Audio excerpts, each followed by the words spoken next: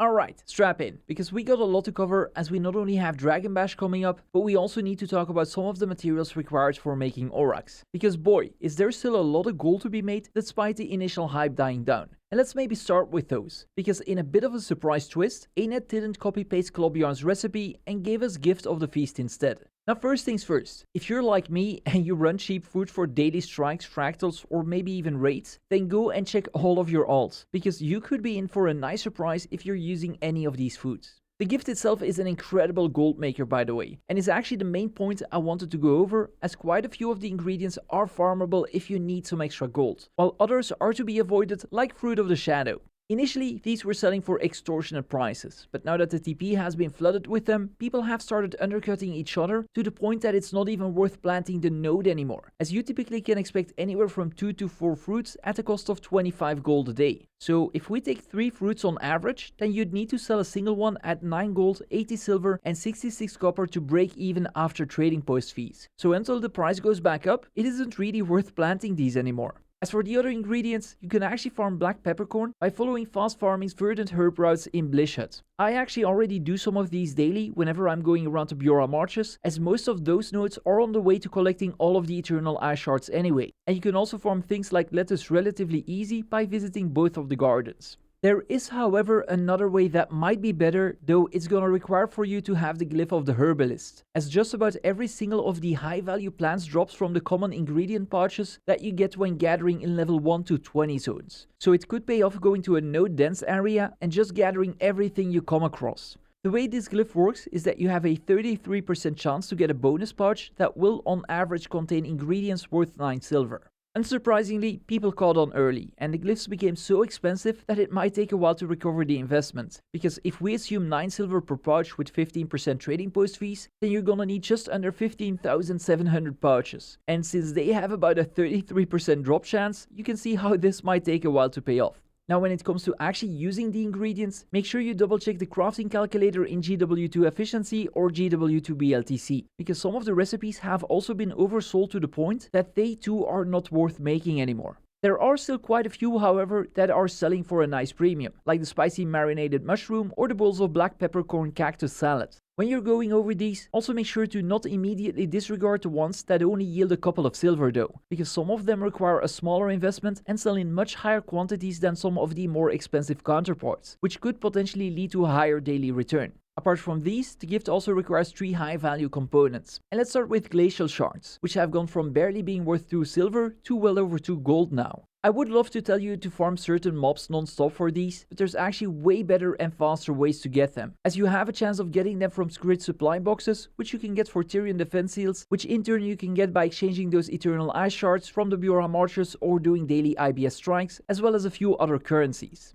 Apart from these, you can also get them from a couple of tradable bags, but most of them are so expensive that it's actually not worth picking them up at the moment. If the Glacial Shards prices hold long term, however, then it might actually be worth monitoring each bag individually, at which point I'll make a spreadsheet with the expected return per bag and the current cost and supply on the trading post. But for now, it seems to be not worth bothering with them at all. Then lastly, you should also be able to get them from the map bonus rewards by consuming Pack Scout mapping materials in the Harathi hinterlands from Thursday onwards, which depending on how many people have stocked some up, could potentially cause a bit of a downward pressure on the price. Next we have our beloved Ectos, which saw a 10% bump on the back of the update, and since the Festival of the Four Winds is nearing, these prices might actually hold, which is pretty great news, because Ecto crafting is profitable once more, and actually yields a pretty good return, especially considering you can craft and salvage around 1500 items per hour, which would equate to 1300 Ectos or 57 gold per hour after we take trading fees into account. If all of this is new to you, then just go check out my guide in the pinned comment, and if you don't want to be stuck behind a crafting bench all week, then make sure to check my Ecto farming guide as well, as I've done all of the research on how and where to get as many as possible already. And that brings me to the dreaded Misty coins, which actually got a fair bit cheaper now that everyone's getting them from the Wizard Vault and dumping them on the trading post. And there might actually be a bit of an opportunity for speculators here, as they're still being sold around 1 gold and 82 silver, which is a fair bit under the 2.2 that people usually ask for them. And given that they're both needed for the backpack, and that we won't be getting the next expansion until the end of October, we might actually see them become a bit more expensive over the next few months. Before you jump in headfirst though, keep in mind that if you'd sell them at 2.2 gold later on, you'll break even at 1 gold and 87 silver once you take fees into consideration. So don't go buying all of the current supply or you might be in for a bit of a rough surprise. That should cover most of the latest update. And as mentioned, we have a new festival coming up, which means that the Zhaitaffy Gobbler should once again be available in the gem store and is definitely worth considering as it can get you a pretty decent XP buff, which can come in handy if you like doing meta events that involve a lot of enemies or even rift hunting, as well as a significant boost to both World Reworld and PvP reward track gain.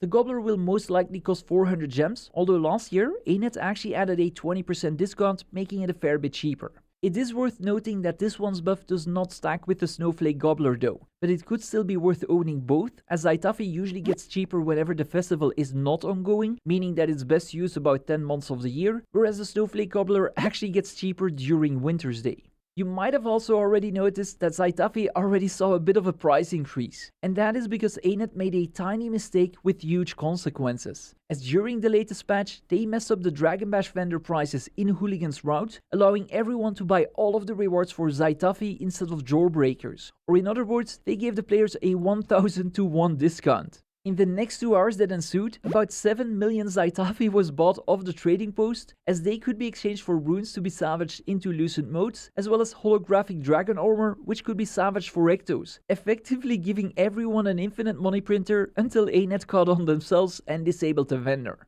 Ectos luckily weren't impacted as much, but Lucent Motes got a fair bit cheaper, which is actually nothing compared to what happened to the holographic Dragonwing cover, as that one dropped from well over 100 gold per piece to 25 now. And the crazy thing is that I don't think anyone has any clue how many were actually bought, meaning that right now some people could be owning hundreds or maybe even thousands of them, and that they could offload them over the course of the next few months or years even. So we might see these flowing back to the trading post once the panic selling stops. As for any of the other rewards, none are actually worth getting due to the insane cost of a Jawbreaker. So unless ANet decides to tune the prices a bit, I would recommend skipping all of them and selling any Zhaitaffy or Jawbreakers that you might be getting, unless you're maybe missing some of the cosmetics. And while the Dragon Arena can be fun, it too isn't really worth spending too much time in. So it might actually just be best to participate in the festival for the cosmetics and the achievements and then going back to our usual routines. Rift hunting on the other hand will be pretty good to do from Thursday onwards, as we then get decent rewards in Fireheart Rise, which should hopefully get us to 40 to 45 gold an hour. But I wouldn't necessarily recommend spending any time hunting rifts in either Drytop, unless you maybe need Geodes, or Auric Basin, as there's no shiny baubles there this week.